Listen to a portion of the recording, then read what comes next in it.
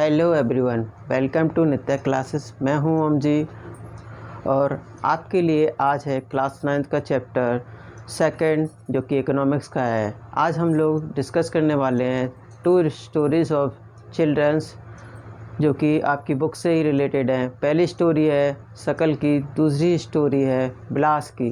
पहले हम लोग पहली स्टोरी शकल के बारे में जानने की कोशिश करते हैं। पहला है शकल। एज थी 12 ईयर्स। मदर शीला एक हाउसवाइफ थी। फादर थे उसके बूटा चौधरी जो कि एक एग्रीकल्चरल फील्ड में वर्क किया करते थे। उसके जो घर पर वो अपनी मदर की हेल्प करता था, साथ में अपने भाई और बहन जो उसकी थे उनको देखभाल करता था, उनकी टेकिंग केयर करते था। फिर आते हैं शकल ने सेकेंडरी एग्ज़ामिनेशन पास किया क्योंकि उसके पेरेंट्स ने उसे फोर्सफुली स्कूल भेजा जिससे कि वो एक एग्ज़ाम जो सेकेंडरी एग्ज़ाम है वो पास करता है। फिर उसके फादर ने एक लोन लेता है और फिर उसको एक वोकेशनल कोर्स जो कंप्यूटर का होता है उसको कराता है। और उसको करने के बाद में जो कि कंप्यूटर से रिलेटेड वर्क होता है उसको एक प्राइवेट फर्म में जॉब मिल जाती है। क्योंकि वो एक मेरिटोरियस चाइल्ड था, उसने कंप्यूटर के हेल्प से एक नया सॉफ्टवेयर बनाता है और उस सॉफ्टवेयर के थ्रू उस कंपनी की, उस फर्म की सेल बढ़ जाती है। और उस सेल के बढ़ने की वजह से उसके जो ऑनर होते हैं उस फर्म के, वो उससे बहुत ज़्यादा खुश हो जाते हैं और उसको रिवार्ड के तौर पर प्रमोशन और बहुत सारा अदर थिंग्स भी दे देते हैं। इससे होता क्या है कि वो एक तरीके से एक well trained, well educated person बन करके एक सक्सेसफुल पर्सन बन जाता है। अब आते हैं दूसरी स्टोरी जो कि रिलेटेड है बिलास से। बिलास 11 इयर्स ओल्ड चाइल्ड था। उसके फादर तभी एक्सपायर हो चुके थे जब वो सिर्फ 2 इयर्स का था। उसकी मदर एक फिशरमैन थी। उसके फादर भी एक फिशरमैन थे।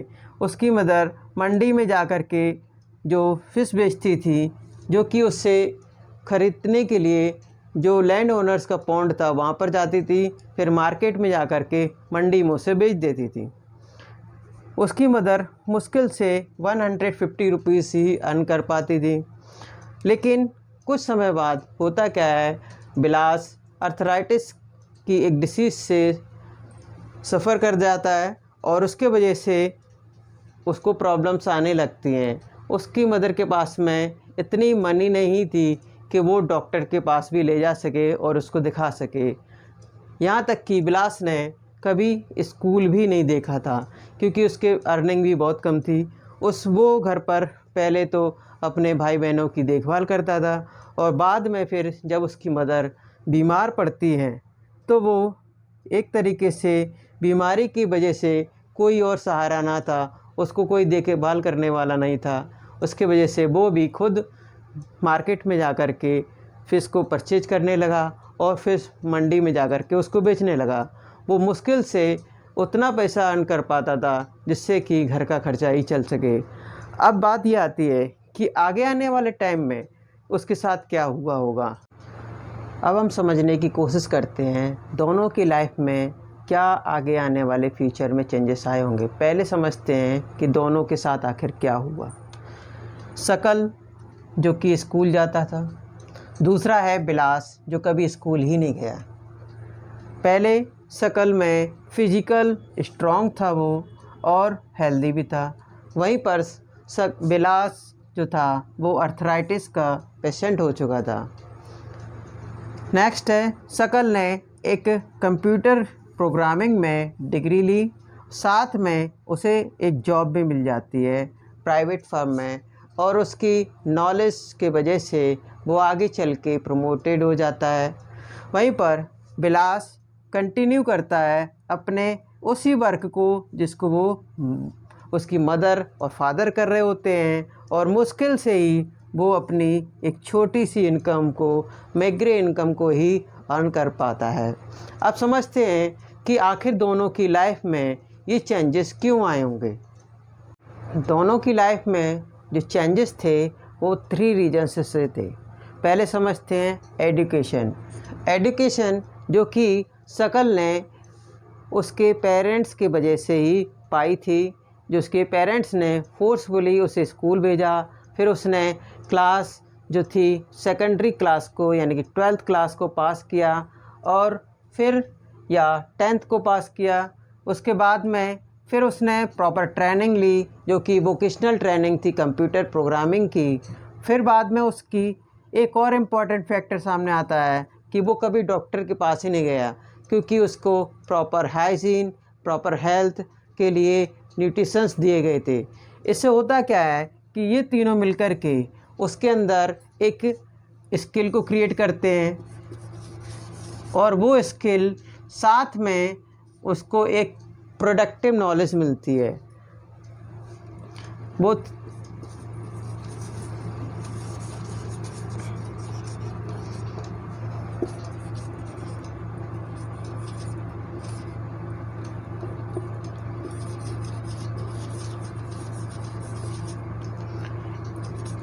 प्रोडक्टिव नॉलेज और स्किल की वजह से वो ज़्यादा अर्निंग करने में कैपेबल हो जाता है। वहीं पर बिलास के केस में उसकी ना तो एजुकेशन थी, ना ही ट्रेनिंग उसे किसी टाइप की मिली थी, ना ही उसकी हेल्थ अच्छी थी। इस तरीके से देखें तो जब कोई पर्सन एजुकेटेड होता है, ट्रेंड होता है और उसकी हेल्थ भी अच्छी होती है तो वो ज़्यादा कैपेबल हो जाता है, उसकी स्किल बढ़ जाती हैं और इसी वजह से प्रोडक्टिव नॉलेज की वजह से वो ज़्यादा अर्निंग करने में कैपेबल हो जाता है। और ज़्यादा अर्निंग करने से उसकी खुद की भी अच्छी नॉलेज और अर्निंग के वजह से वो कंट्री के इकनॉमी जो है उसमें पार्टिसिपेशन करना शुरू कर देता है। हम बात करें अगर कंट्री की इकनॉमी के बारे में तो सबसे पहले आपको खुद की इकनॉमी को अच्छा करना पड़ेगा। इसीलिए जो एजुकेटेड चाइल्ड हैं या एजुकेटेड पर्सन हैं उनमें एक चीज़ देखने को मिलती है, जो पेरेंट्स हैं एजुकेटेड वो अपने बच्चों को प्रॉपर एजुकेशन देना चाहते हैं और दूसरी हेल्थ को भी मेंटेन कर रखना चाहते हैं, क्योंकि उन्हें जो पेरेंट्स हैं उनको ही पता है कि क्या इम्पोर्टेंस होती है हेल्थ की और एजुकेशन की, जो कि वो खुद के लिए भी इम्पोर्टेंट समझते हैं, साथ में आगे आने वाले उनके बच्चों के लिए भी इम्पोर्टेंट समझते हैं। जब किसी को प्रॉपर एजुकेशन दी जाती है, प्रॉपर हाइजीन और हेल्थ के लिए न्यूट्रिशंस दिए जाते हैं तो वो एक बेटर पर्सन बनता है and comparison to those who have lacked of the education and health, जिनको हेल्थ और एजुकेशन की कमी रहती है या जिन्होंने कभी नहीं पाई होती है एजुकेशन और हेल्थ के लिए, वो किसी भी तरीके से हाइजीन न्यूट्रिशंस नहीं मिल पाते हैं, साथ में वो हॉस्पिटल भी नहीं जा पाते अगर वो बीमार पड़ते हैं, तो वो एक तरीके से कंट्री के लिए एक बर्डन का काम कर सकते हैं, एक लायबिलिटी का काम करते हैं।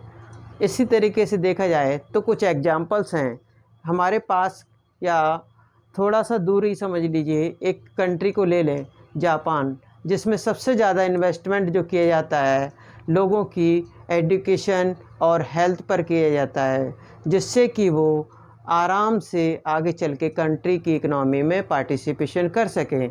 वैसे तो जापान में ज़्यादा नेचुरल रिसोर्सेस नहीं है, बट वो अदर कंट्री से नेचुरल रिसोर्सेस को इंपोर्ट करते हैं, फिर उनसे नई नई चीज़ों को बना करके अदर कंट्री को एक्सपोर्ट भी कर देते हैं।